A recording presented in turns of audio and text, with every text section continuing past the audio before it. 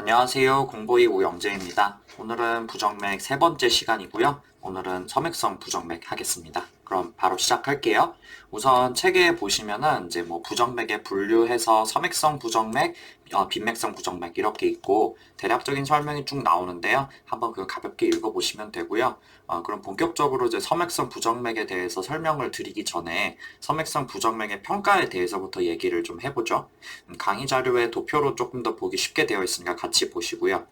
제가 전에 지속적인 섬액이 있으면은 결국 치료가 될 수 있는 거는 요 permanent pacemaker밖에 없다고 말씀드린 적이 있었죠. 그래서 증상 있는 섬액의 궁극적인 치료는 permanent pacemaker입니다. 근데 이제 다짜고짜 여기까지 가기 전에 특히 이제 acute bradycardia가 있으면은 이제 이거에 대한 평가를 어느 정도 해야 된다는 거죠. 그래서 섬액성 부정맥의 definition은 뭐냐? heart rate가 50 미만으로 떨어지면서 동시에 증상이 있어야 됩니다. 허트레이트 50 미만이라고 다 치료를 하냐면은 그게 아니기 때문에 이런 얘기를 하는 겁니다. 특히 뭐 운동선수 같은 사람들, 마라톤 선수, 이런 사람들은 워낙에 심장 박동력이 강하다 보니까 평소에는 허트레이트가 뭐 40, 50 이렇게 나오는 사람도 있어요. 근데 뭐 증상 전혀 없고 굉장히 건강하죠? 그러니까 이런 사람 치료할 필요 전혀 없습니다. 여기 증상이라 하면 어떤 거를 얘기를 하냐면은 여기 얘기했던 것처럼 이제 어지럽다든지 의식을 잃었다든지 뭐 이런 건데요.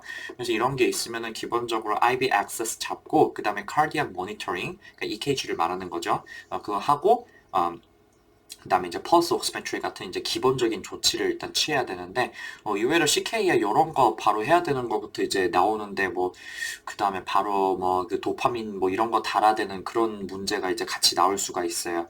이제 그런 문제 나오면은 이거 IV access 그다음에 EKG 지속적으로 찍는 거, 펄스 옥시메트리 잡는 거 이거부터 돼 있는지 확인하고 그게 답인 경우가 있으니까 이거 놓치시면 안 됩니다. 자, 그러면은 이제 아까 얘기했던 거 다시 한번 얘기할게요. 허트레이트가 이제 50 미만으로 떨어지면서 브레디아리스미아가 지속적으로 있을 때 치료 대상이 되려면 어떻게 해야 되느냐? BP가 뚝뚝 떨어지거나 사인 오브 쇼크가 있다. 예를 들어 피부가 차갑고 유인 아웃풋이 떨어졌다거나 혹은 이제 요 밑에 Altered Mental Status 앞으로 이제 AMS라고 할게요. 이제 이거에 해당하는 거 lethargy, fatigue, 그다음에 이제 lightheadedness, 그다음에 loss of consciousness 이런 것도 이제 LOC 이렇게 줄여서 많이 말합니다. 뭐 이런 게 있다든지 아니면은 chest discomfort가 있다. 이건 왜 그런가요? 이제 그 right heart MI가 있을 때 이제 브래디랑 같이 chest MI가 올 수 있으니까 그런 거죠. 또는 이제 acute heart failure 임상 증상이 있다. 이러면은 치료 대상이 되는 거고 이런 게 전혀 없이 그냥 이제 브래디만 있다. 그러면은 모니터링으로 그냥 끝나는 겁니다. 여기서 모니터링을 하면 reassurance and observation을 얘기를 하는 겁니다. 자, 그럼 이거 어떻게 하냐? 브레디가 있으니까 일단은 심장을 좀 빠르게 뛰게 해줘야 되잖아요. 이때 쓰는 게 우리가 아트로핀을 쓸 수가 있습니다. 아트로핀 무스타리닉 안타고니스트죠. 그래서 이제 헐트레이트를 빠르게 해주는 그런 효과가 있고요. 그래도 효과가 없으면은 transcutaneous pacing, 그다음에 도파민, 에피네프린 같은 이제 헐트레이트를 높일 수 있는 다른 방법이 필요하고 결국에는 이제 transvenous pacing이 필요하게 됩니다. 근데 보시면은 요거 내용 자체가 조금 애매하죠. 그래서 이제 여기서 문제가 나오려면은 크게 이제 두 가지가 나오게 돼요. 우선은 치료의 대상이 되느냐 안 되느냐 이걸 결정하는 게 중요하고 그 다음에 만약 치료의 대상이 된다 하면은 뭐부터 하냐? 물론 아트로핀을 주는데 그 전에 IV access, 특히 이제 fluid support를 잘 하고 있느냐 이게 중요하게 되겠습니다. 이게 특히 어디서 나오냐면은 아까도 말씀드렸던 것처럼 right heart MI랑 acute bradycardia가 동반될 수 있는데 이때 BP 떨어지면 뭐 줍니까? fluid bolus부터 주잖아요. 이게 시험에 잘 나온다는 거죠. 그런 거를 잘 해놓고 그 다음에 아트로핀을 준다 이렇게 생각하시면 되겠습니다. 자, 그러면 이제 섬액성 부정맥 각각에 대해서 이제 간단하게 볼게요. 우선은 sinus node dysfunction인데, sinus node dysfunction은 원인이 뭐냐면은 가장 흔한 게 age-related degeneration of degeneration of cardiac conduction system입니다. 그러니까 이제 연식이 좀 되다 보니까 점점 fibrosis가 된다 이렇게 생각하시면 되고요. 요 conduction system이라 함은 SA 노드를 포함하는 그런 말입니다. 그래서 여기에 들어가는 게 sinus bradycardia, sinus arrest, 그다음에 sinus tachybrady 뭐 이런 거가 있는 거예요. 그래서 이제 이런 거는 이제 평소에 brady다가 임상상에서도 이제 그럴 수도 있고 뭐 검진하는데 간헐적으로 palpitation을 볼 수도 있어요. 그래서 이런 거를 잘 평가하려면 사실 이제 홀터를 달아가지고 제대로 평가를 해야겠죠. 또 이제 그렇게 갑자기 팔피테이션이 생기는 거랑 정말 필요해서 허트레이트가 오르는 거랑은 어떻게 구별을 해야 되냐면은 이제 그런 거를 이제 우리가 이제 확인하는 게 이제 크로노트로픽 인컴피턴스를 확인한다 이렇게 얘기를 하는데 정말 필요할 때 그 허트레이트가 오르는 건 어떤가? 격렬한 신체 활동을 할 때 허트레이트가 이제 올라야겠죠? 그래서 운동을 한다든지 아니면은 좀 뭐 뛰었다든지 뭐 이럴 때 허트레이트가 잘 오른다? 그러면은 그거는 정상적으로 허트레이트가 오르는 상황인 거고 만약에 평소에 굉장히 피곤하고 그런데 운동을 하더라도 허트레이트가 오르는 느낌이 전혀 안 든다? 그러면은 우리가 사이너스 노티스 펑션이 있다 이렇게 말씀을 드릴 수가 있겠어요. 자, 그래서 그 사이너스 브레디카디아라 하면 어떤 거냐? 이제 그거부터 한번 보겠습니다. 이제 그 정상적인 레귤러 사이너스 리듬에 대해서 우선 알아야겠죠? 그건 어떤 거냐면은 이제 EKG 모양 자체는 완전히 정상이고 그 다음에 이제 심박 동수가 60에서 100이다. 요럴 때를 우리가 이제 레귤러 사이너스 리듬이라고 얘기를 하는데 그럼 사이너스 브레디카디아는 어떤 거냐면은 이제 EKG 모양 자체는 완전히 정상인데 허트레이트가 60 미만으로 떨어지는 걸 우리가 사이너스 브레디라고 해요. 이제 여기 원인 중에 좀 여러 가지가 있는데 이제 뭐 운동선수, 고령 이런 사람이 이제 자연적으로 있을 수가 있고요. 좀 잘 나오는 게 하이포타이로이디즘 그거랑 이제 타이포이드 피버 그다음에 그 하이포서미아 그다음에 이제 베이서베이걸 싱코피 이런 것들이 좀 잘 나와요. 특히 이제 이 타이포이드 피버 정말 잘 나오죠. 환자가 이제 열이 막 펄펄 나고 환자가 굉장히 septic해 보이는데 허트레이트가 뭐 한 60, 70 해가지고 별로 안 높아. 이럴 때는 그 허트레이트가 60, 70이라고 정상이라고 하시면 안 돼요. 열이 막 펄펄 끓으면요 허트레이트가 올라가는 게 정상입니다. 근데 열이 굉장히 많이 나는 데에 비해서 상대적으로 허트레이트가 정상이다? 그러면은 relative bradycardia가 있는 거고 그게 타이포이드 피버의 그 전형적인 그 인상적인 특징 중에 하나라고 하는 겁니다. 자, 그 다음에 허트레이트가 이제 100 이상일 때는 우리가 이제 사이너스 타키카르디아라고 하는 거죠. 이거는 이제 원인 중에 정말 흔하게 잘 나오는 게 fever, 그 다음에 볼륨 디플리션, 하이포볼레미아 이랬을 때 이제 잘 나오는 것. 요게 이제 시험에 제일 잘 나오는 거죠. 이제 너무 당연해서 이제 간과하기가 쉬운데, 어쨌든 근데 이제 특히 BP가 정상인데 허트레이트가 막 120 이런다. 그렇다면은 이제 의외로 이제 디하이드레이션이나 어큐트 블러드 로스를 의도하고 낸 문제가 꽤 있어요. 이제 그래서 이제 블러드 이제 그러니까 이제 실혈이 생겼을 때 제일 먼저 생기는 게 뭐냐 하면은 BP가 떨어진다고 하시면 안 되는 거죠. 허트레이트 올라가는 게 제일 먼저 보이는 그 클리니컬 리스폰스입니다. 그런 거 알고 계시면 되고 그 다음에 이제 thyrotoxicosis, 그 다음에 heart failure 이런 게 있을 때도 심장은 이제 굉장히 빨리 뛸 수가 있어요. 그러면은 요게 이제 사이너스 타키카르디아랑 PSVT를 어떻게 구별을 해주냐? cardiac sinus pressure 이걸 해줬을 때 천천히 regular sinus 리듬으로 돌아온다. 이게 이제 구별 차이고 이제 PSVT 같은 경우는 갑자기 빈맥이 뚝 끊기면서 정상으로 돌아온다. 이게 이제 차이점이죠. 근데 뭐 이게 PSVT랑 사이너스 타키카르디아를 구별하려고 이제 cardiac sinus 마사지를 하느냐? 글쎄 그건 잘 모르겠네요. 그래서 이제 요런 이제 사이너스 타키카르디아가 있을 때는 이제 원인 해결, 기저질환의 치료가 제일 중요하겠고 그 다음에 이제 그 전에 증상 조절을 위해서 할 수 있는 게 이제 베타블로커 투여를 이제 고려를 해볼 수가 있겠습니다. 근데 이제 요 말씀드렸던 것처럼 요 사이너스 노드의 기능에 문제가 생겨서 브레디카르디아 생기는 것들 중에 이제 sick sinus syndrome, 뭐 sinus brady, 뭐 sinus exit block, 뭐 tachybrady 뭐 이런 것들이 죄송해요. sinus brady, sinus arrest, sinus exit block, 뭐 tachybrady 뭐 이런 것들이 있는데 이런 거를 싹 묶어가지고 우리가 이제 sick sinus syndrome이라고 부르는 거고요. 이제 각각 보시면은 sinus brady는 아까 했고 그다음에 이제 사이너스 어레스트는 뭐냐면은 말 그대로 사이너스 노드가 기능을 제대로 안 하고 멈춰버리는 걸 말하는 겁니다. 그래서 아예 피 웨이브가 싹 없어지고 잠깐 심장이 멎었다가 다시 이제 사이너스 노드의 오토마티시티를 얻으면은 이제 RSR로 돌아오는 거죠. 그래서 그 저기 강의 자료에 보시면은 그 EKG 사진을 띄워놨는데 당연히 요거 멈춰 있는 동안의 PP 간격이 정상 PP 간격의 배수가 안 되겠죠? 그 다음에 이제 이게 너무 오래 가다 보면은 AV 노드 같은 이제 방실 접합부 이런 데서 escape bit을 만들 수가 있습니다. 이제 escape bit이라 하면 뭐냐면은 SA 노드 말고 그 밑에서 오토마티스티를 얻어가지고 박동 만드는 거를 전부 다 이제 escape bit이다 이렇게 얘기를 한다고 했습니다. 이때는 당연히 피파가 아예 안 보이거나 아니면 이제 정상적이지 않은 모양으로 그렇게 보일 거고 보통 이제 QRS랑 T만 나타나는 식으로 그렇게 모양이 생기겠습니다. 이제 사이너스 어레스트는 이제 SN 노드가 완전히 멈춰서 PQRS가 이제 잠깐 아예 안 보이는 거고 이제 중요한 게 PP 간격이 정상 PP 간격의 배수가 안 된다. 이거 중요한 파인딩 기억하고 계시면 되겠습니다.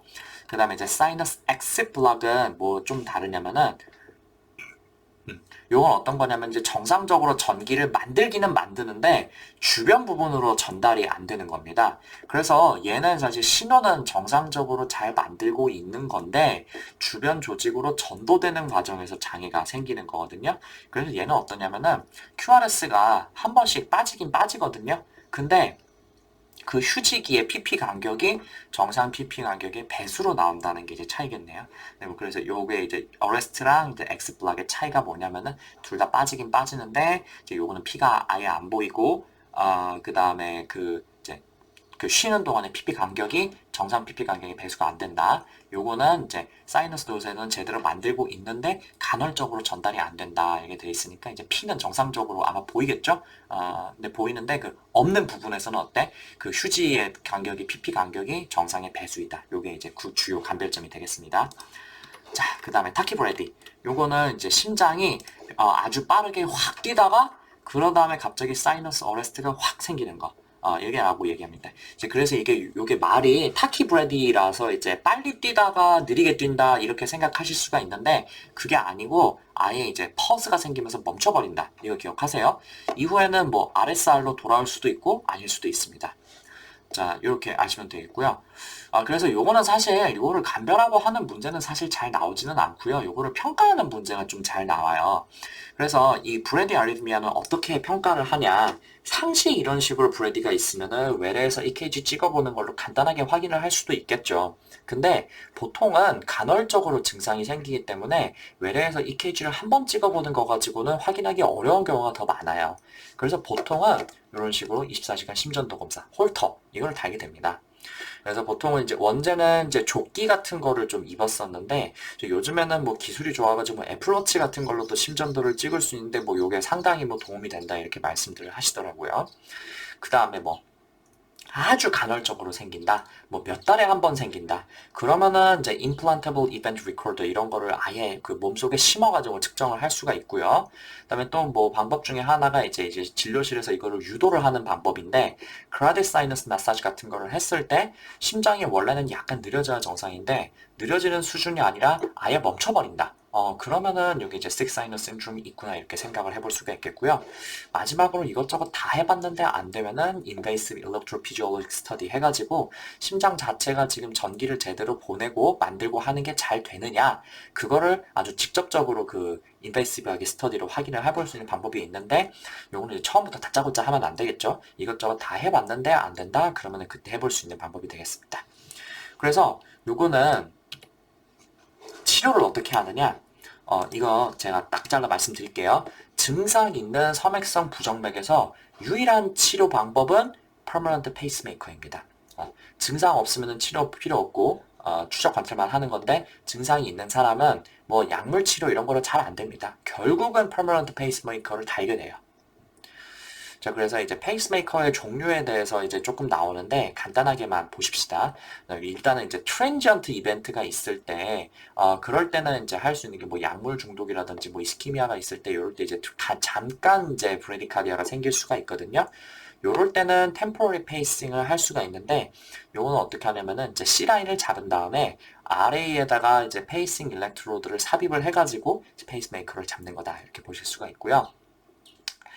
그 다음에 이제 permanent pacemaker에 이제 크게 두 가지가 있는 거죠. DDD랑 VVI 이렇게 두 가지가 있는데 DDD는 뭐냐면은 에이티리움이랑 벤트리클의 두 개의 박동을 모두 잡는 거예요. 그래서 요거에 대해서 반응을 해가지고 에이트리움과 벤트리클의 싱크로니를 유지한다 이렇게 되는 건데 이제 어떤 물이냐면은 최대한 레귤러 사이너스 리듬에 가깝게 페이싱을 해주는 겁니다.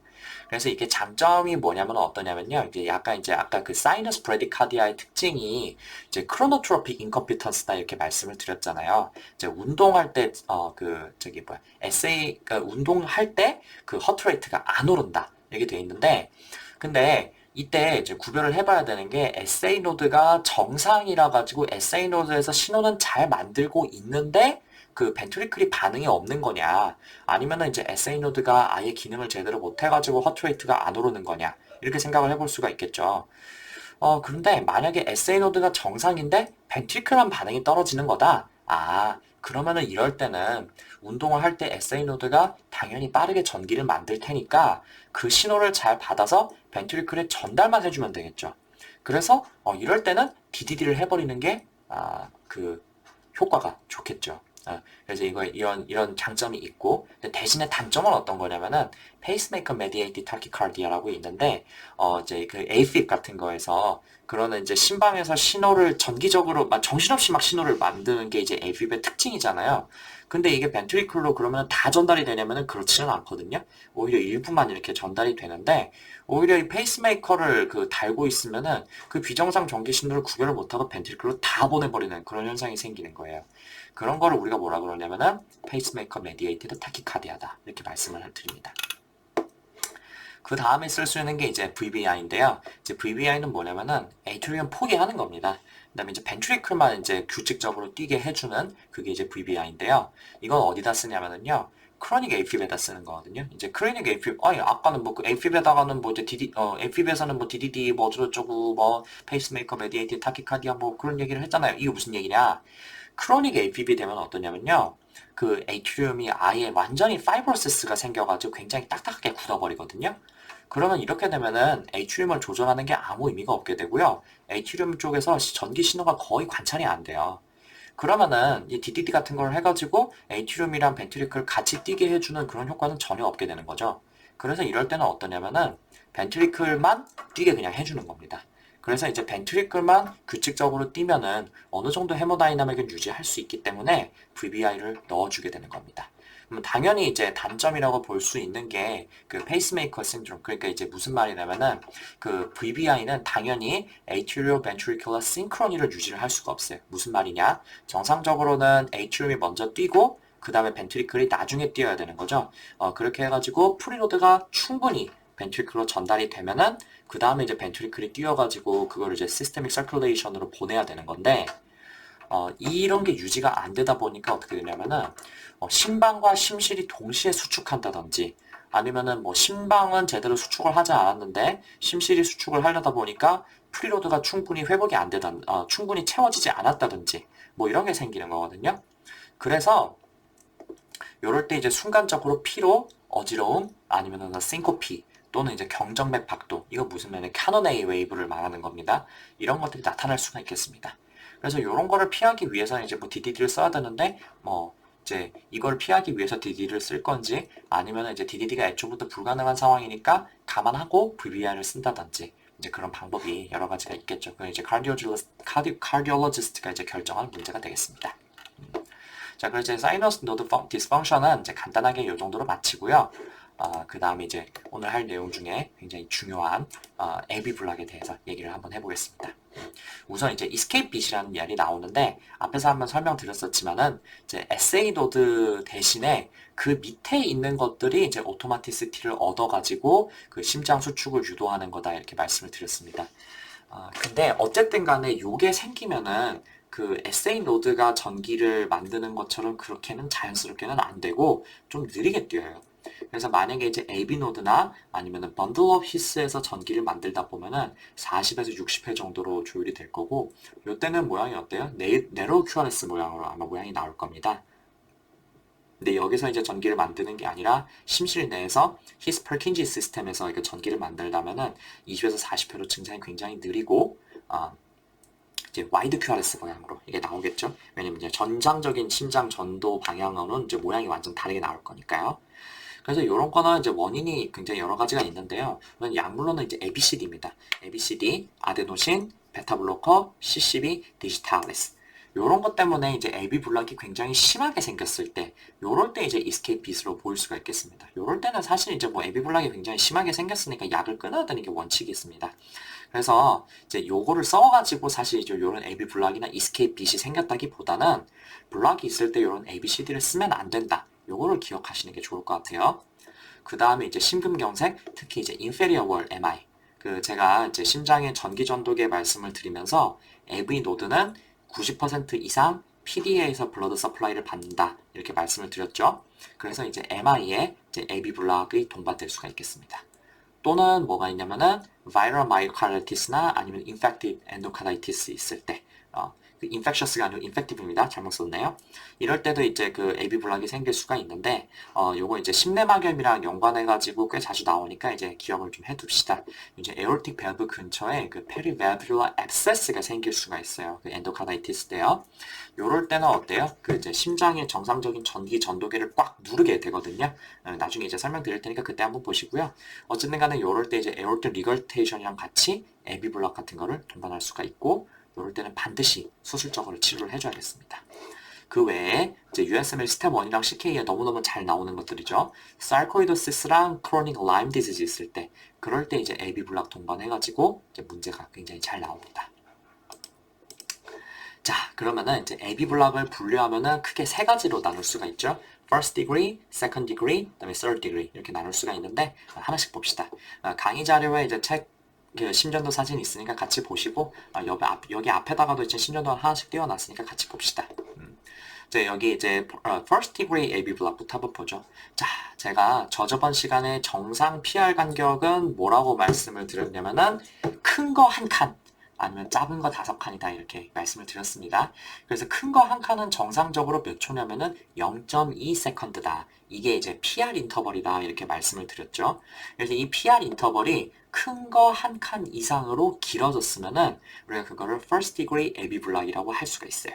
여기 밑에 보시면은 여기 이제 P 시작점부터 QRS 시작 직전까지가 그 PR 인터벌인데 보시면은 명백히 그 큰 거 한 칸을 넘어 있죠. 그러니까 요거는 이제 first degree AB 블락이다 이렇게 말씀을 드릴 수가 있고, 근데 이제 first degree AB 블락이 되려면은 요 QRS는 빠지는 거 없이 그냥 규칙적으로 쭉쭉쭉 나와야 되고요. 이게 정상적으로 계속 나와주면은 우리가 그거는 이제 first degree AB 블락이다 이렇게 말씀을 드립니다. 요거는 치료 딱히 필요 없죠. 그 다음은 이제 second degree AB 블락인데 요거부터는 이제 P 다음에 QRS가 빠지기 시작하죠. 이제 그래서 요거는 이제 모비스 타입 1 AB 블락이랑 그 다음에 모비스 타입 2 AB 블락 이렇게 두 가지로 나눌 수가 있죠. 그래서 이제 타입 1부터 한번 봅시다. 자, 요거 모비스 타입 1 second degree AB 블락 요거를 이제 AV 웬케바흐 블락이라 이렇게 이제 부르는 됩니다. 이렇게도 부를 수 있다고 하는데, 자, 요거는 특징이 어떠냐면은, 자, 여기 심전도 한번 같이 보시면서 보시죠. 여기 PR 인터벌이 여기 처음에는 이제 정상적으로 0.2세크 미만으로 나오다가, 그 다음에 점점 길어지다가, 그 다음에 더 길어지다가, 아예 그 다음에 QRS가 확 빠져버리고, 그 다음 심전도도 보시면은, 정상 PR 인터벌이다가, 근데 PR 인터벌 길어지다가, 아주 길어졌다가, 또 QRS 빠지고, 뭐 이런 식으로 나오는 거죠. 그래서 이렇게 PR 간격이 점점 길어지다가, 심실로 전도가 차단된, 즉 QRS가 안 보일 때, 요럴 때를 우리가 모비스 타입 1 그 AB 블락이다 이렇게 부르는 겁니다. 이제 심전도 다시 한번 보시고 PR 인터벌 점점 길어지면서 QRS 빠지는 걸 한번 봅시다. 그래서 여기 근데 이제 특히 심전도 해상다가 좀 떨어지면은 이렇게 그 PR 인터벌이 길어지는지 아닌지 이제 좀 잘 구별이 안 될 수가 있거든요. 그럴 때 이제 우리가 확인하기 좋은 방법이 어떤 거냐면은 요 T랑 앞에 있는 T랑 그 뒤에 있는 P가 점점점 가까이 들러붙는 거. 요게 조금 더 구별하기 유리할 수도 있어요. 그래서 요게 점점 이렇게 가까이 들러붙다가 둘이 완전 이제 하나로 합쳐지기 직전이 되면은 하나 빠지고, 그다음에 여기도 이렇게 보면은 점점점 앞에 T, 뒤에 P 이렇게 가까워지다가 완전 들러붙으면은 하나 빠지고 뭐 이런 식으로 되는 거죠. 애매하시면은 요렇게 이제 두 가지 방법으로 확인을 해보시는 것도 괜찮은 방법이 되겠습니다. 근데 요거는 어떠냐면요. 그 문제가 어디서 생기냐면은 AB 노드 자체에 문제가 생기는 경우가 이제 많다고 돼 있어요. 그리고 간혹 AB 노드 아래쪽에서 생길 수 있다고 하는데, 그러면은 그래서 이렇게 생길 수 있다고 하는데, 그런 경우에는 조금 이제 예후가 안 좋다 이렇게 되어 있습니다.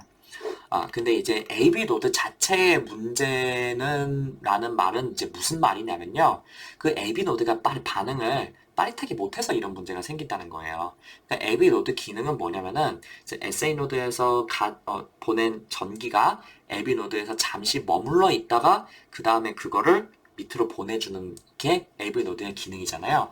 근데 이제 그게 기능을 제대로 못한다는 말은 너무 오래 붙잡고 있다는 얘기죠.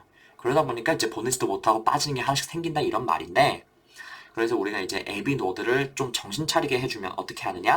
예를 들어서 운동을 좀 한다든지 아니면은 뭐 아트로핀을 쓴다든지 그러면은 AB 노드가 정신을 차리고 이 블락이 완화된다고 되어 있어요. 반대로 AB 노드를 더 쉬게 하는 방법. 예를 들면은 이제 베이글 매뉴버나 아니면은 카르디 사이너스 마사지 같은 거. 그런 거를 하면은 AB 노드가 더 게을러져 가지고 이 블락이 더 심해진다 이렇게 되어 있어요. 그러면은 여기 보시는 거는 지금 뭐 세 번 뛰고 한 번 빠지고 세 번 뛰고 한 번 빠지고 이렇게 되는데, 베이글 매뉴버를 했더니 두 번 하고 빠지고 두 번 하고 빠지고 그럼 심해졌다 이렇게 이렇게 얘기를 할 수가 있겠죠. 그게 이제 모비스 타입 1의 특징이다 이겁니다. 당연한 얘기지만은 이게 그 AB 노드 자체의 문제라고 했잖아요. 그러니까 이제 이런 inferior MI나 아니면은 좀 그 ABCD 이런 거를 썼을 때도 생길 수가 있겠죠. 근데 얘는 그럼 치료를 어떻게 하느냐? 요것도 사실은 치료는 잘 안 해요. 그 first degree AB 블락을 치료를 안 하는 것처럼 얘도 마찬가지입니다. 보통 이제 그 모비스 타입 1까지는 증상이 특별하게 없고 심실 율동이 적당하게 그렇게 나온다면은 추적 관찰만 하면 되고 치료는 굳이 필요 없다고 되어 있습니다. 자, 그 다음에 이제 모비스 타입 1의 이제 특징, 그 심전도의 특징 중 하나가 그룹 비팅이라는 건데요. 여기도 보시면은 이제 심전도가 이렇게 세 번 뛰다가 한 번 빠지고, 세 번 뛰다가 세 번 뛰다가 한 번 빠지고, 뭐 이런 식으로 나오잖아요. 이게 그러니까 이제 PR이 길어지는 게 어느 정도 규칙이 있다는 거죠. 그래서 이제 이게 지 마음대로 막 길어졌다가 짧아졌다 이러는 게 아니고, 그냥 어느 정도 그 길어지는 정도가 한 번 뛸 때 한 번 길어지는 정도가 일정하게 정해져 있다 보니까 그 항상 이제 그 세 번 정도 뛰면은 블락이 생길 정도로 길어지고 그래서 빠지고, 그다음에 다시 또 이제 정상으로 되돌아왔다가 세 번 정도 뛰면은 어느 정도 이제 블락이 생기다 보니까 빠지고, 이게 규칙적으로 생긴다는 겁니다. 그래서 이런 거를 우리가 이제 그룹 비딩이라고 부르는 거고, 이게 이제 모비스 타입 1의 전형적인 특징이라고 보시면 되겠습니다. 이제 심전도를 줄 때 이런 식으로 주면은 굉장히 도움이 되겠죠. 근데 이제 꼭 그런 건 아니거든요. 그래서 사실 그렇게 되면 문제가 좀 어렵죠. 이제 그래서 제가 이제 강의 자료에 올려놓은 사진은 이제 그런 전형적인 그룹 비팅이 없는 그런 사진인데, 그런 타입 1 앱이 블락도 충분히 있을 수가 있기 때문에 그리고 이제 이 그룹 비팅에 너무 목을 매시거나 그러면 안 되겠습니다. 자, 그 다음에 이제 생길 수 있는 게 몹시 타입 2 second degree AB 블락. 그런데 얘는 어떠냐면은 PR 인터벌이 정상이에요. 그러니까 AB 블락이라는 거를 이제 요거만 봐가지고는 확인을 할 수가 없는 거죠. 그래서 근데 어떻게 생기냐면은 그 이제 PR 간격의 변화가 전혀 없다가 근데 갑자기 그냥 한 번 팍 빠져버리는 거예요. 하나씩. 이제 PR 인터벌 없다가 갑자기 QRS가 하나씩 푹 빠지는 거. 이게 이제 모비스 타입 2 AB 블락의 특징이고, 얘는 어떠냐면은 AB 노드 자체의 문제가 아니고 AB 노드보다 조금 더 아래쪽, 그러니까 이제 히스 프리킨지 시스템에 이제 문제가 있다 이렇게 되어 있거든요. 그래서 얘는 어떠냐면은 그 이제 모비스 타입 1에서도 아까 제가 뭐라고 말씀드렸냐면 종종 AB 노드 자체의 문제가 아니라 AB 노드 아래쪽의 문제 때문에 생길 수가 있고, 그럴 때는 예후가 안 좋다 이렇게 말씀을 드렸잖아요. 얘는 어떠냐면은 그 AB 노드 밑에 문제가 많기 때문에 당연히 예후가 안 좋습니다. 그래서 얘는 아예 complete AB 블락까지 진행을 할 수가 있기 때문에 close followup이 꼭 필요하겠습니다. 자, 그 다음에 얘는 어떠냐면요. 아까 타입 1은 제가 뭐라 그랬냐면은 AB 노드가 깨울러 터져가지고 그 중간에 한 번씩 빠지는 거다 이렇게 말씀을 드렸잖아요. 근데 얘는 반대라 가지고 그래서 이제 걔는 그 AB 노드를 좀 깨워주는 아트로핀이나 에피네프린 같은 거를 써주면은 이제 블락이 좀 완화가 된다 이렇게 말씀을 드렸잖아요. 얘는 반대예요. 아마 제 생각에는 심장이 자주 뛰면서 신호가 자주 가다 보면은 그 밑에 있는 히스퍼기지 시스템이 그걸 잘 도저히 받아들여주지를 못한다. 이렇게 저는 그냥 이해를 했거든요. 그래서 얘는 반대예요. exercise, atropine 이런 거를 해가지고 전기를 좀 자주 만들다 보면은 감당을 못해서 에비블락이 점점 더 심해진다는 겁니다. 여기 보면은 얘는 이제 뭐 두 번 뛴 다음에 한 번 빠지고 뭐 두 번 뛴 다음에 한 번 빠지고 만약에 이게 모비스 타입 1 에비블락이었다면은 운동을 한다면 이게 개선이 될 겁니다. 두 번 뛰고 한 번 빠지던 게 뭐 세 번 뛰고 한 번 빠지고 네 번 뛰고 한 번 빠지고 그렇게 되겠죠. 근데 얘는 어떠냐면은 엑서사이즈 아트로핀 주면은 더 자주 빠진다. 그래서 뭐 두 번 뛰다 한 번 빠졌다가 한 번 뛰고 한 번 빠지고 뭐 그런 식으로 조금 더 자주 QRS가 빠지게 되는 거죠. 그래서 이제 블락이 점점 더 심해진다 이게 특징이고 반대로 어떤 이렇게 그 베이거 매뉴벌 같은 걸 해가지고 심장을 조금 더 쉬게 해주면은 오히려 paradoxical improvement of 에비 블락 이렇게 되어 있다는 거거든요. 이게 무슨 말이냐면은 에비 블락이 생기면은 QRS가 빠지니까 당연히 허트레이트 떨어지거든요. 근데 베이글 매뉴벌을 하면은 어때요? 원래도 그 허트레이트가 떨어져야 되는 거죠. 근데 오히려 블락이 개선이 되다 보니까 허트레이트가 올라간다는 겁니다. 요게 이제 굉장히 paradoxical improvement다. 이렇게 얘기를 하는 겁니다. 그래서 여기부터는 보통 치료가 필요합니다. 만약 이제 증상이 뚜렷하고, 그다음에 escape rhythm, 그러니까 이제 QRS가 빠졌을 때 그 밑에서 이제 QRS를 만든다든지 뭐 그런 것들이 생긴다면은 결국 이제 페이스메이커를 만들어가지고 이제 치료를 그 심장을 정상적으로 잘 뛰게 해주겠죠. 이거 같은 경우는 치료를 어떻게 하느냐? 주로 DDD를 쓰겠죠. 그 PQRS, PQRS가 정상적으로 잘 나올 수 있게 해주는 게 중요하니까 DDD를 아마 쓸 겁니다. 자, 그 다음에 마지막 third degree AV block. 요거는 이제 다른 말로 이제 complete AV block이라고도 하죠. 요거는 심방의 신호랑 심실의 신호가 전혀 일치하지 않게 이렇게 되는 거죠. 그래서 이제 심방의 신호가 심실로 전혀 전달이 안 되는 거죠. 그래서 이제 atrioventricular synchrony가 전혀 되지가 않겠네요. 그래서 여기 심전도 한번 보시면은 P는 지멋대로 뛰고 각각이 규칙적으로 P는 P끼리 규칙적으로 지멋대로 뛰고 그다음에 이제 escape 리듬이 생기니까 QRS는 지들끼리 또 알아서 정상적으로 뛰어주고 이렇게 되는 겁니다. 그래서 요거는 방법이 이제 DDD를 사용해서 조율하면은 이제 P는 정상적으로 잘 나오고 있으니까 그걸 받아가지고 이제 QRS만 잘 만들어주면 되는 거잖아요. 그래가지고 DDD를 사용하면은 이걸 이렇게 조율하면 이제 RSR 비슷하게 만들어줄 수 있는 방법이 있겠습니다. 자, 그래서 에비블락일 때는 치료를 어떻게 해주냐면은 자, 간단히 말해서 증상이 있을 때 치료한다 이렇게 요약해도 사실 틀린 말이 아니고요. 대부분의 문제가 이 정도로 틀립니다. 이 정도로 기억해 두셔도 크게 틀릴 건 없고요. 이거를 복잡하게 풀면 이렇게 되는 거예요. 근데 이제 이거를 좀 설명을 해드리면은 이제 symptomatic brady가 아주 뚜렷한 third degree 에비블락이나 모비스 타입 2 증상이 있으면 당연히 치료해야죠. 그러니까 치료하는 거고 그 다음에 이제 이제 와이드 QRS를 보일 때 이거 무슨 말이냐면은 와이드 QRS는 아까 제가 뭐라 그랬냐면은 escape bit 중에서도 이제 His-Purkinje 시스템에서 만드는 escape bit이 와이드 QRS로 나온다 이렇게 말씀을 드렸잖아요. 그러니까 이거는 굉장히 심하게 진행을 했다 그런 말이에요. 그래서 이쯤 되면은 페이스메이커 치료를 해줘야 된다 그런 말이죠. 이미 third degree AV 블락에 가깝게 되고 있다는 말입니다. 그 다음에 이제 운동 유발했을 때 더 심해지는 블락이다. 그 말은 뭐냐면은 이제 모비스 타입 2 세컨드 디그리 에어리 블락이나 아니면 컴플릿 AV 블락의 특징이거든요. 그러니까 이제 크로노트로픽 인컴피턴스. 이제 운동하는데 심장이 전혀 못 뛰어 따라와 준다. 그런 얘기죠. 당연히 치료가 필요할 겁니다. 그래서 요거 있잖아요. 열심히 외우실 필요 없고 아까 말씀드렸듯이 간단히 말해서 증상이 있으면 치료한다. 그 다음에 모비스 타입 2 또는 컴플릿 AV 블락이면 치료한다. 그 다음에 얘네는 이제 보통 escape bit이 있다 없다? 보통 심할수록 escape bit이 자주 나타난다. 그리고 와이드 QRS로 나타날 수가 있다. 이 정도만 기억하시면 이제 충분하겠습니다.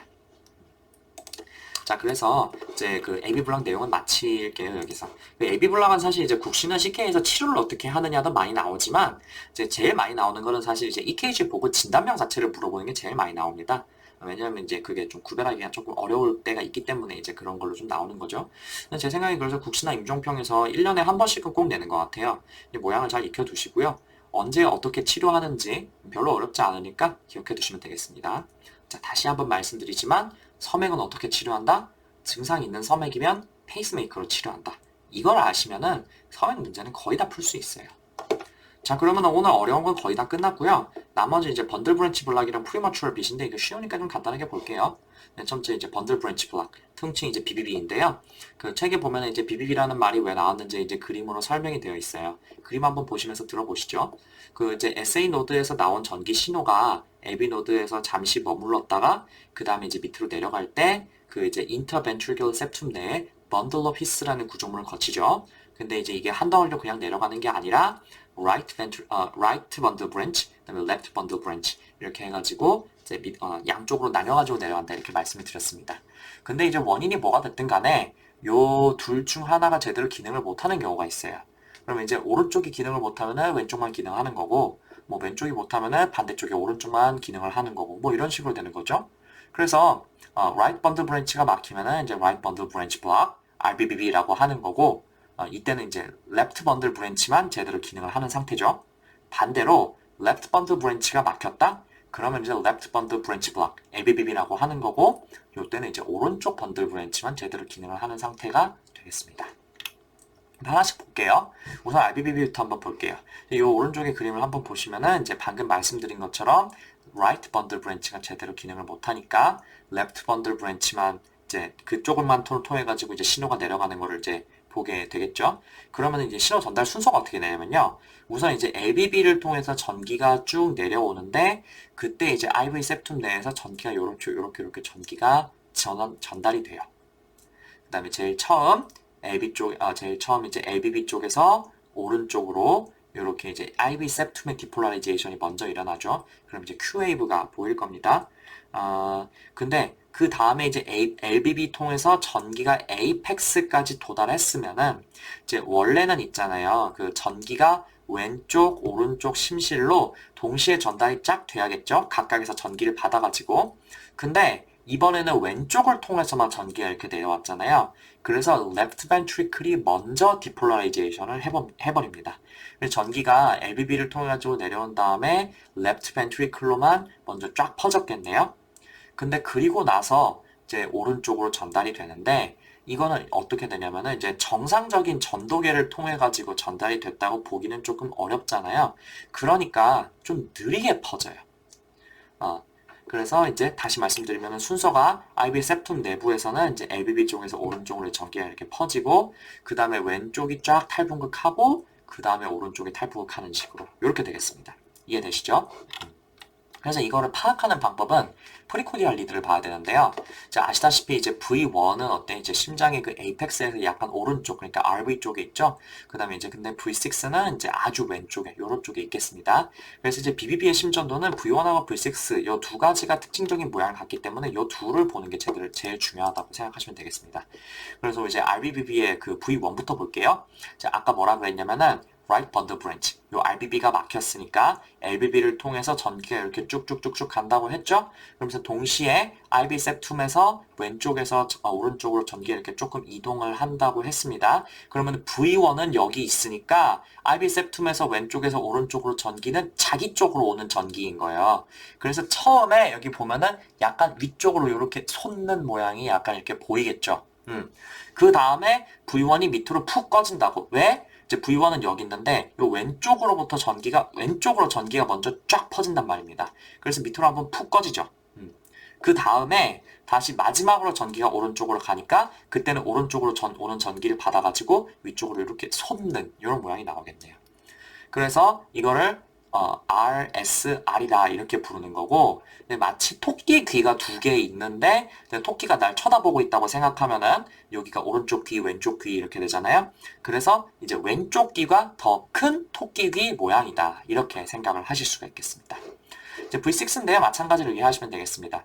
처음에는 이제 왼쪽에서 오른쪽으로 전기가 가니까 이제 V6는 여기 있는데 방향이 반대쪽이죠. 그래서 여기 좀 보면 이제 스몰 q가 이렇게 보이고 그 다음에 LV부터 먼저 퍼지니까 이게 위쪽으로 이렇게 쫙 올라가는 게 이제 나오고 그 다음에 RV 쪽으로 가는 거는 방향이 반대니까 이제 굉장히 깊은 와이드하고 딥한 S가 이런 식으로 나오는 거죠. 이제 정상 심전도에서 S가 이렇게 뚜렷하게 잘 보이지 않거든요. 근데 그에 비해서 훨씬 깊게 넓게 보인다 이렇게 생각하시면 되겠습니다. 근데 이 RBBB의 심전도는요 상당히 흔하게 발견되고 그 다음에 underlying 그 structural heart disease가 없는 경우가 더 많아요.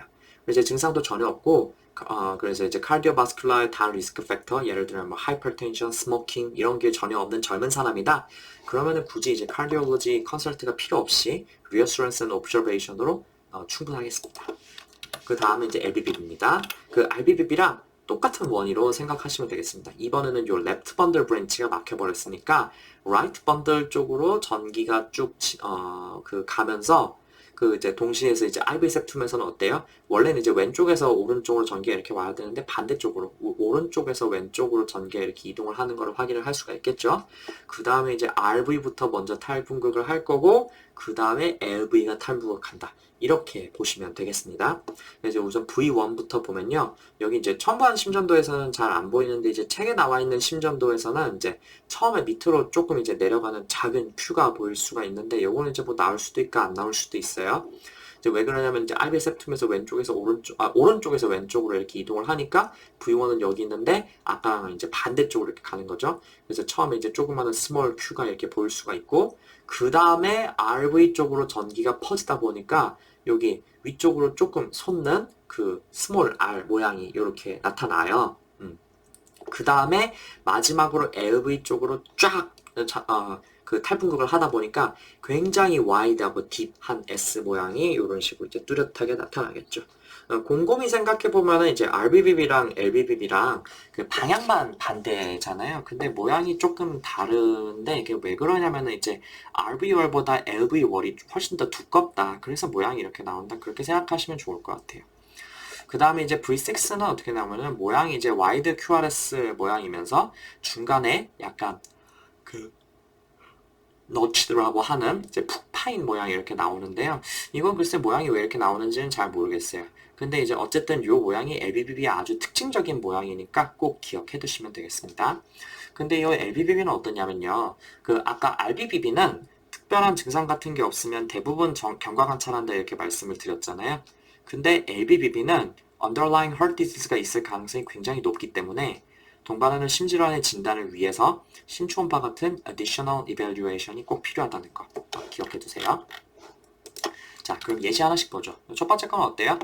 그 V1에서 보시면은 이제 small r, 그다음에 s, 그다음에 이제 small r, large r 이런 식으로 이제 토끼가 나를 보고 있는데 왼쪽 귀가 더 큰 모양이 이렇게 보인다 이렇게 되어 있고 V6에서는 어때요? 여기 모양이 아주 뚜렷하진 않긴 하지만은 R이 먼저 나온 다음에 와이드하고 딥 S가 이제 뚜렷하게 보이죠.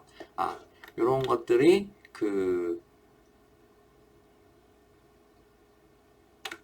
그래서 이런 거를 보면 어때요? RBB다 이렇게 되는 거고 이제 여기 적절한 존치는 되게 이제 경과관찰이다 이렇게 되겠습니다. 그 다음에 두 번째 건 어때요? 여기 처음에 그 V1에서 보면 어때? 뭐 여기 Q는 잘 안 보이지만은 Q는 잘 안 보이지만 처음에 이제 스몰 R 이렇게 나오고 굉장히 와이드하고 딥한 S가 이제 V1에서 확인이 되고요. 그 다음에 이제 V6에서 보면은 모양이 좀 어때? 중간에 약간 렉 걸린 것처럼 이렇게 나오잖아요. 이런 걸 이제 노치드 R이라고 이렇게 얘기를 하는 거죠. 그래서 이런 모양을 보고 우리가 LBBB의 심전도라고 얘기를 할 수가 있고 이럴 때는 어떻게 해야 되냐? 이제 심초음파 같은 검사를 해가지고 구조적 심질환을 감별을 해야 된다 이렇게 말씀을 드렸습니다. 자, 그 다음에 이제 오늘 마지막 할 내용 premature beat입니다. 이 premature beat이라고 하는 거는 이제 atrium에서 생길 수도 있고 ventricle에서도 생길 수가 있는데요. 요거는 그러니까 이제 premature beat, 그러니까 정상적으로 심장이 뛰는 거에 비해서 갑자기 빠르게 뛰는 거를 얘기를 하는 거죠. 이제 이런 거는 근데 이제 정상인에서도 EKG를 쭉 찍다 보면은 우연히 발견될 수도 있고 아니면은 뭐 두근거림이 이미 있다. 그래가지고 이제 확인을 할 수도 있는 거거든요. 근데 어쨌든 간에 가슴이 갑자기 막 두근거리다가 괜찮아진다. 이런 걸 호소하는 사람에서 반드시 감별해야 되는 게 atrial premature beat, APB. 그거랑 이제 ventricular premature beat, VPB라고 써놨는데 사실은 이제 premature ventricular contraction이라고 해가지고 PVC라는 단어를 이제 제일 많이 쓰고요. 마지막으로 이제 PSVT. 요거 세 가지 정도는 이제 기본적으로 감별을 좀 해야 되겠다 이렇게 얘기를 할 수가 있겠어요. 갑자기 두근거리다가 갑자기 멈추는 사람들. 자, 그래서 이제 첫 번째 APB부터 보면요.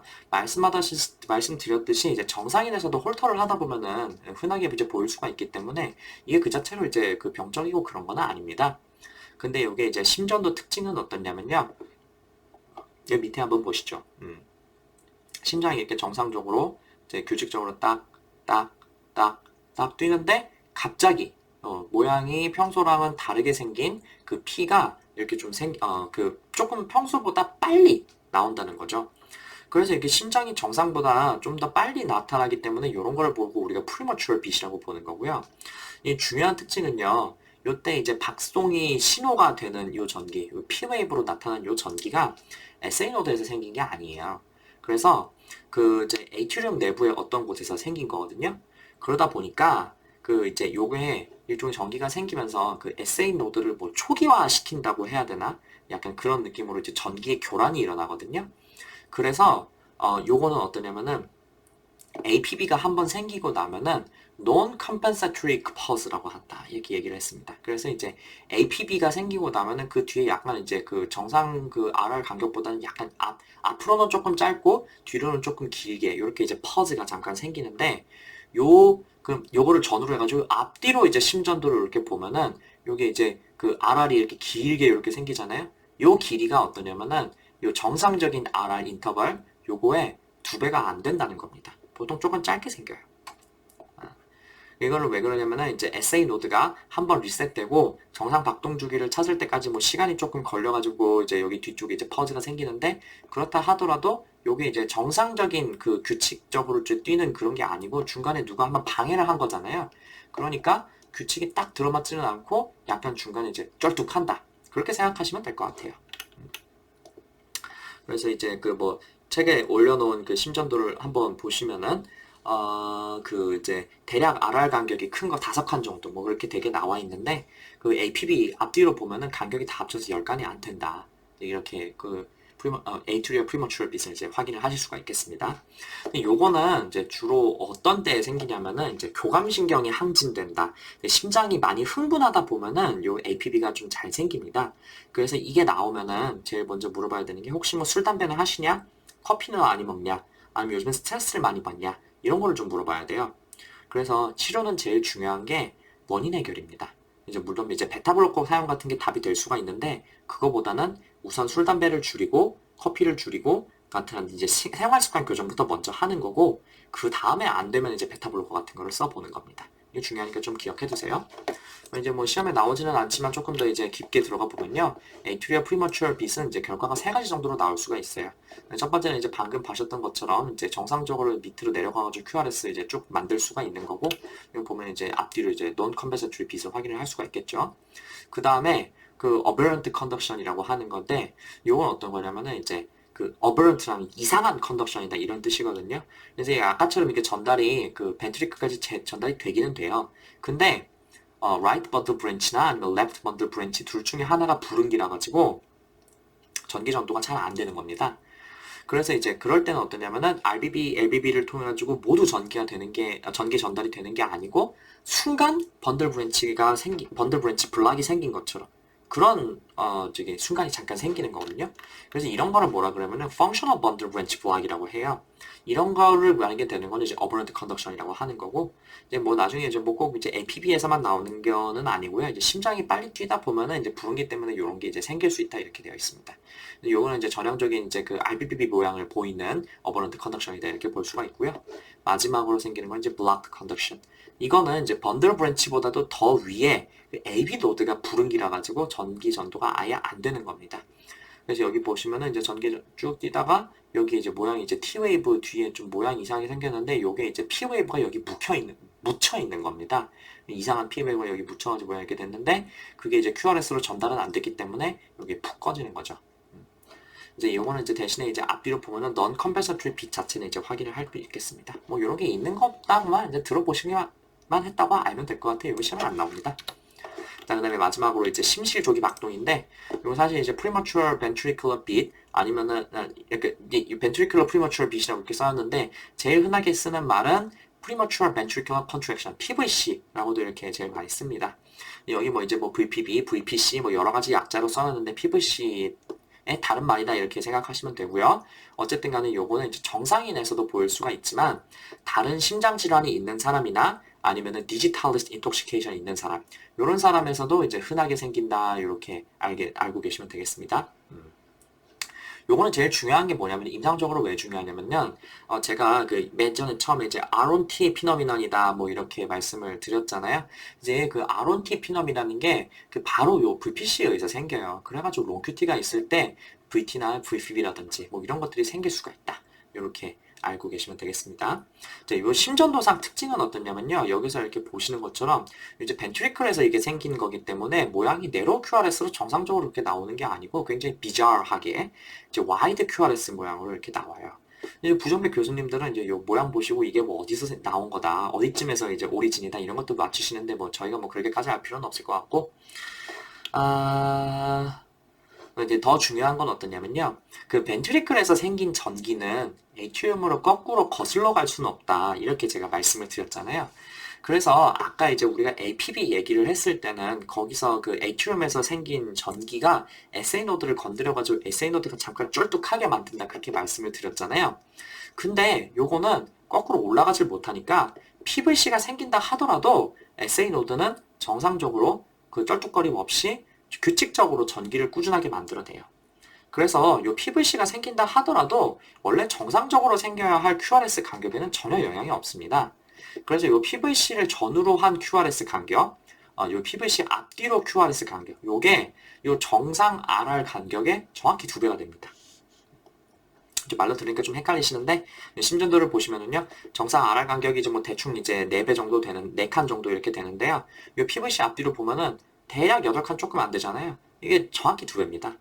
이런 거를 우리가 뭐라 그러냐면은 이제 compensatory pulse라고 하는 거죠. 근데 여기 이제 PVC가 연속해서 나타나면 그때는 이제 VT라고 하는 건데, 요때는 이제 그 palpitation, neck pulsation, syncope, dizziness 이런 것들이 나타날 수가 있겠습니다. 그래서 어쨌든 간에 말입니다. 그 APB가 됐든 VPC가 됐든 간에 PVC가 됐든 간에 대부분은 증상이 없어요.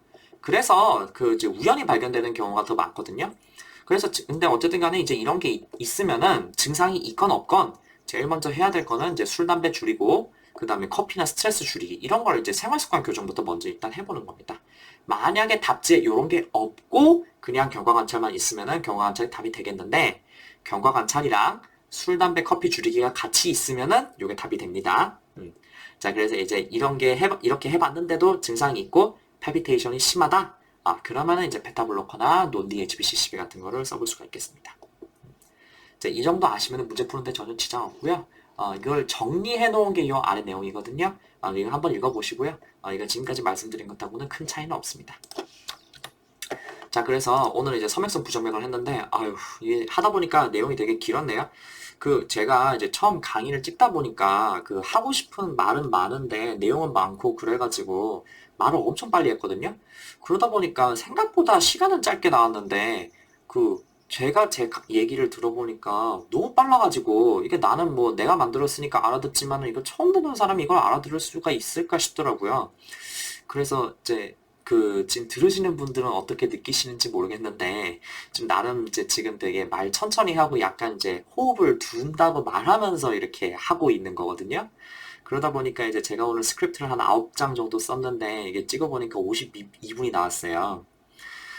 이제 내용이 좀 길었는데 아마도 앞으로도 대충 이렇게 좀 길게 나올 겁니다. 그러니까 이 강의 들으시면서 적당히 이제 중간에 끊어 가시면서 그렇게 이제 한번 들으시는 게 좋을 것 같고요. 어쨌든 간에 이제 내용은 많은데 별로 그렇게 어려운 내용은 아니었을 겁니다. 그래서 근데 이제 다음에 나올 이제 빈맥성 부정맥은요, 내용도 조금 더 많고 시험에도 좀 더 잘 나오고 조금 더 어려워요. 그래서 조금 더 꼼꼼하게 보도록 하고요. 그래서 뭐 오늘 들으신 거는 이제 어려운 거 아니니까 이제 복습 가볍게 하시고요. 이제 강의 듣느라 고생하셨고, 그럼 이제 들어주셔서 굉장히 감사했고요. 다음 시간에 그럼 뵙도록 하겠습니다. 수고하셨습니다.